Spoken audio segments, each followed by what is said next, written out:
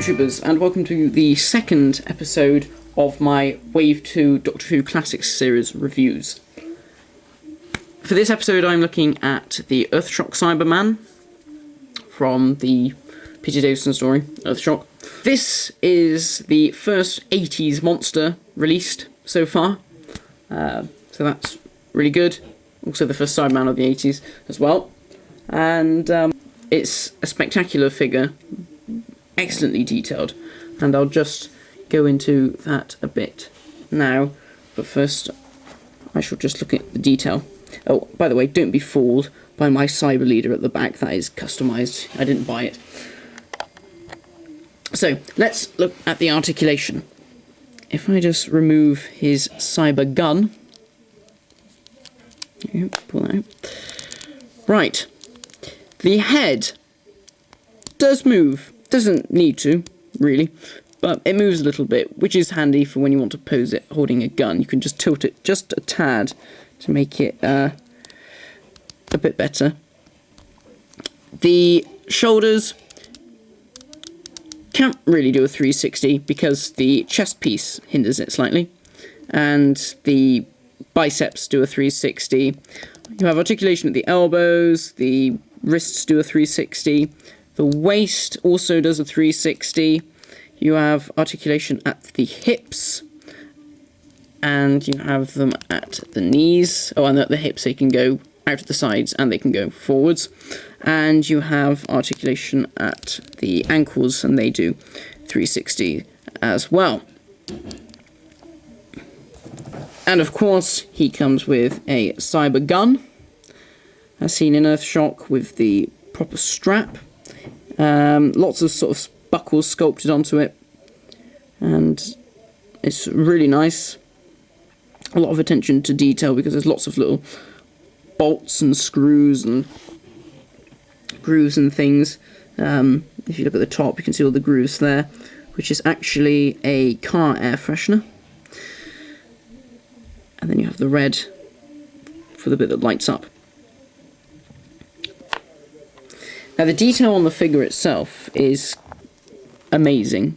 The amount of detail is fantastic. And I mean, that's like in the head alone.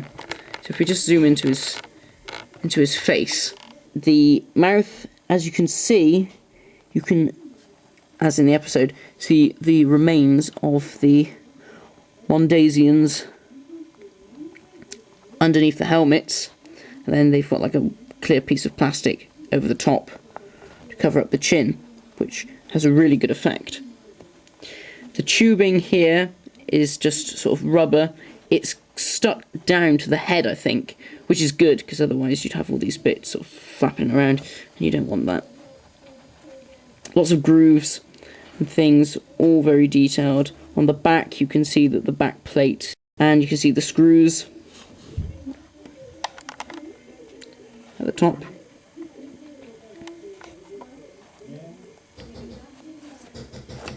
And the handles as well. Something that's really nice is this bit at the top. They've even painted it with reflective green paint at the top there.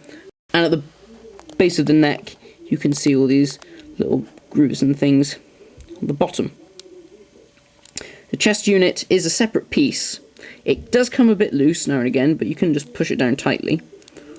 And that goes obviously all the way around the back. Just like these little groove bits there, which are like sort of little vents sort of things. And you have the main central piece,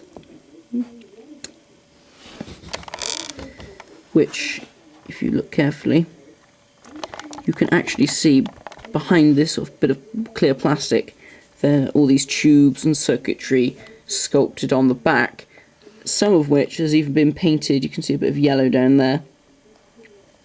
And you have this tube, which is just rubber, and that goes all around the front and glues in to the back of the figure. So the chest unit will still be attached in some way. And then the bottom of the chest piece, you see the piping, and then the sort of smaller bit at the bottom there, with the vent pieces which hark back to the bit on the back. The main body is also really good. Lots of tubing and pipes from the pilot suits that they used, painted silver. All these nice bits of meshy type material here and on the arms. The gloves themselves are really detailed as well. You can see the zips on the back of the hands and all the grooves of the patterns of the gloves. And then here you can see the straps, sort of where they're slightly elasticated to keep on the actor's hands. And then the moon boots at the bottom, which were only used in Earthshock, are grey at the bottom and then just silver at the top. And the gun just fits on really easily. I just tend to sling it over the shoulder like that, click it into that hand,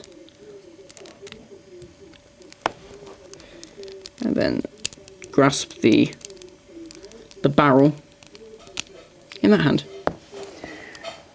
And you have a fantastic Earthshock Cyberman to go up against Peter Davison.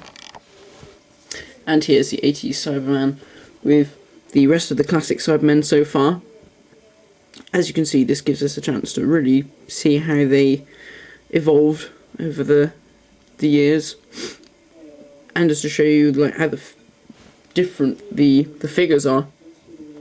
And it's obvious straight away that this is easily one of the most detailed out of the entire lot. So I highly recommend you trying to track down this Cyberman if you can. An excellent figure, pardon the pun, and yeah, I mean, you won't be disappointed because it's one of my favourite Cybermen designs, and yeah, it's a fantastic figure. Thanks for watching, guys. My next review will be on Morbius, and I hope to have that up very soon. So thanks for watching, I'll see you next time.